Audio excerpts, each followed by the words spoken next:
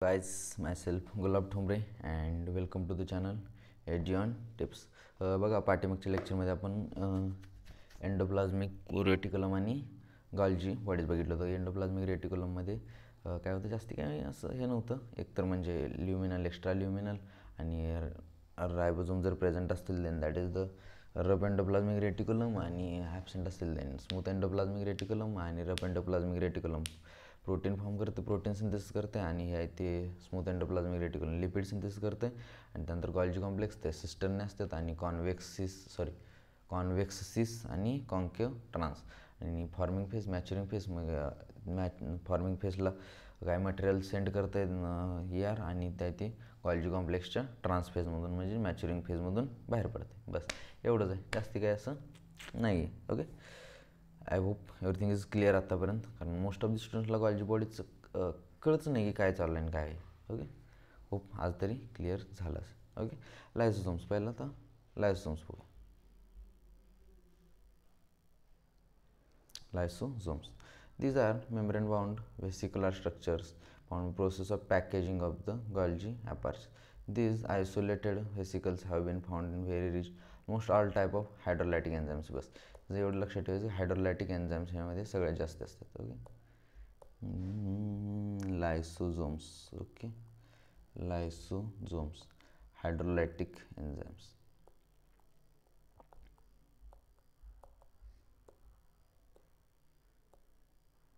Hydrolytic enzymes, okay, that are lipases, proteases, carbohydrates, buses, optimally active at acidic pH. Yes, कधी active असते?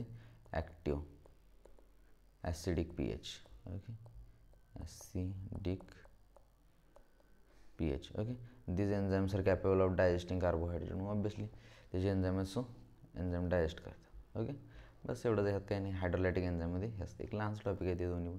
Vacuoles is the formed by membrane bound space in the cytoplasm. Okay, it contain water, sap, excreted product and material not useful. म्हणजे ह्यामध्ये सगळं वॅक्युलमध्ये काय नाही जे सेलसाठी useful नाही आहे, सगळं असलं येणार ह्यामध्ये material. Okay, the vacuole is bound by single membrane called tonoplast. Okay, membrane, ह्याचं मेम्ब्रेन काय असते? Tonoplast. Okay, tonoplast. In plant cells the vacuoles can occupy 90%. Yes, plant सेलमध्ये 90% असू शकते. ओके, वेट लायसोझोम्सचं आपण बघितलं आहे वॅक्युलला. Sorry my mistake. This is a vacuole. इथंपर्यंत झालं आहे. इथं वॅक्युलचं vacuole active at acidic pH, आणि ह्याचं membrane bound acidic. Wait yes, sorry guys, sorry हे बरोबर आहे. ॲक्टिव्ह ॲट ॲसिडिक pH, आणि हेस ॲसिडिक pHला ॲक्टिव्ह असते. फक्त इथे हे झालं की काय म्हणतात, ह्याचं जे होतं ना हे फक्त ह्याचं हे आहे ते membrane tonoplast.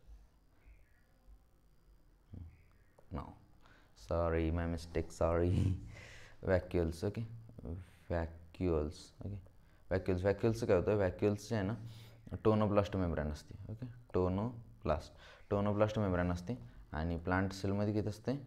Plant cell that is the 90% असते. ओके, प्लांट सेलमध्ये 90%. आणि ह्यामध्ये जेवढं काही सेलला जे मटेरियल म्हणजे नको असते ते सगळं ह्याच्यामध्ये प्रेझेंट असते. In plant cell tonoplast facilitates the transport of number of ions and other materials against concentration gradient into the vacuole. Hence their concentration is significantly higher in vacuole than in cytoplasm. Amoeba contractile vacuole present असते, is important for osmoregulation and excretion. Yes, अमेबामध्ये जे कॉन्ट्रॅक्टाईल व्हॅक्युअल जे अमेबामध्ये कोणतं present असते, दिस is very important, विचारू शकतात एक्झाममध्ये. Amoeba, AMOE, amoeba, contractile vacuole contractile vacuole present असते. कशासाठी असते? कशासाठी असते? Osmoregulation and excretion. Okay, in many cells food vacuoles are found by engulfing the food particles. Okay, बस काय नाही, एवढंच आहे. आय होप कळालं. काय जास्ती नाही आहे. लायसोझोम्स म्हणजे काय, हायड्रोलायटिक एन्झाईम जास्त असतात आणि activate acidic pH, that is बस एवढे 2च पॉईंट लक्षात ठेवा. हायड्रोलायटिक एन्झाईम जास्त असतात आणि ॲसिडिक pHला ॲक्टिव्ह असते. आणि व्हॅक्युल्स म्हणजे जी सेलला नको असलेला पार्ट असते सगळ्या ह्यामध्ये प्रेझेंट असते. आणि मेम्ब्रेन लक्षात ठेवायचे, टोनोप्लास्ट आणि प्लांट सेलमध्ये 90% व्हॅक्यूम ऑक्युपाय करू शकते. आणि ॲमिबामध्ये कॉन्ट्रॅक्टाईल व्हॅक्यूल प्रेझेंट असते, जे कशासाठी, ऑस्मो रेग्युलेशन आणि एक्सक्रिशनसाठी इम्पॉर्टंट असते. ओके, आणि in many cells food vacuoles are formed by engulfing the food particles. Okay, I hope everything is clear. Done. Now आपलं एंडोमेम्ब्रेन सिस्टम झालेलं. पहिल्या स्टार्टला काय होतं, ER, गॉल्जी बॉडी, लायसोसोम्स. ERमध्ये काय होतं, rough endoplasm, smooth endoplasm, protein synthesis, lipid synthesis. त्यानंतर गॉल्जी बॉडीमध्ये cis face, trans face. Convex cis, concave trans. इकडून कॉन्व्हेक्स सिसला मटेरियल हे होणार आणि इकडून कॉन्केव ट्रान्समधून बाहेर पडणार.